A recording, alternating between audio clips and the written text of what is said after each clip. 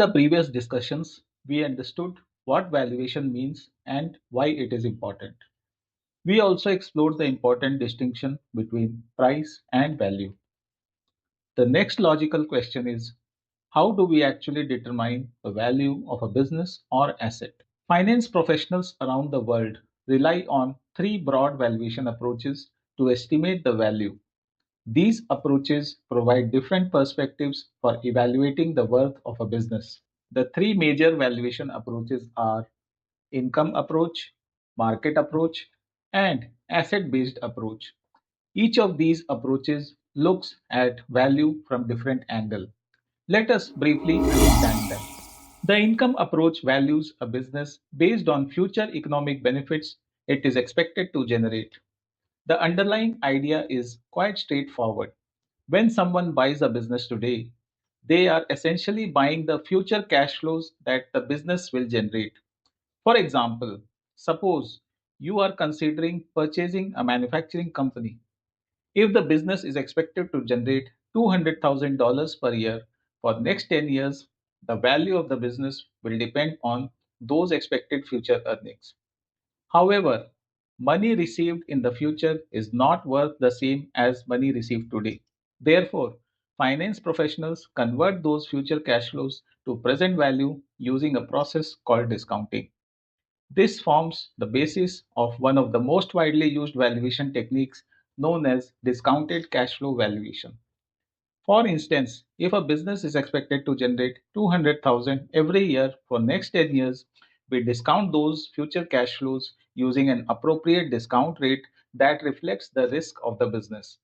The total present value of those cash flows gives us an estimate of the business value.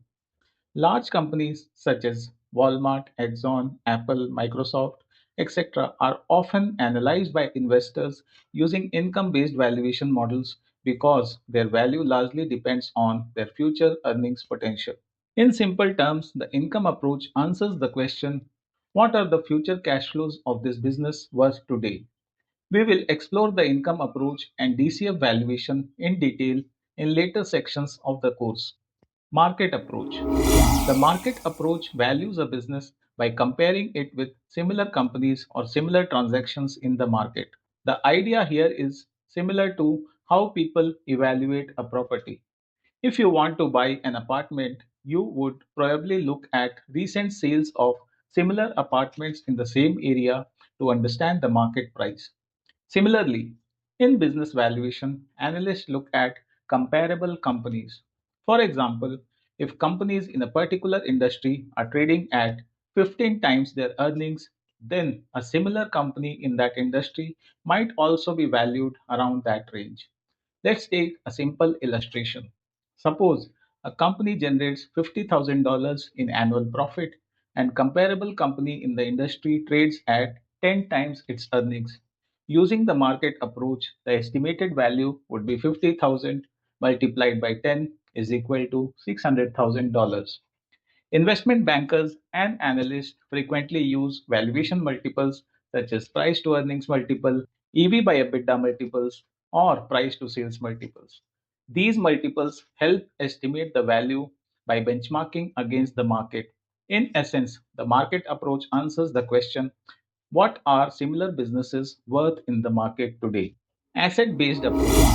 The asset based approach values a business based on net value of its assets. This means calculating the value of company's assets and subtracting its liabilities. This approach is particularly relevant when a company's value is closely linked to its tangible assets such as land, machinery, or investments. For example, suppose a company owns land worth $400,000, machinery worth $200,000, inventory worth $100,000, then the total value of the assets would be $700,000. If the company has liabilities of $250,000, then the net asset value would be $700,000 minus $250,000 is equal to $450,000. This represents the value available to equity shareholders. The asset based approach is often used for real estate companies, investment holding companies, liquidation scenarios, distressed businesses, etc. In simple terms, this approach asks, What would the business be worth if we sell all the assets and pay all the liabilities today? Bringing it all together, to summarize, the income approach focuses on future cash flows, the market approach focuses on market comparables and valuation multiples, and the asset based approach focuses on net value of assets and liabilities. In practice, professional valuers often apply more than one approach and then reconcile the results to arrive at a well reasoned valuation conclusion. Final thought. At this stage, our goal is to simply understand the broad framework of valuation approaches.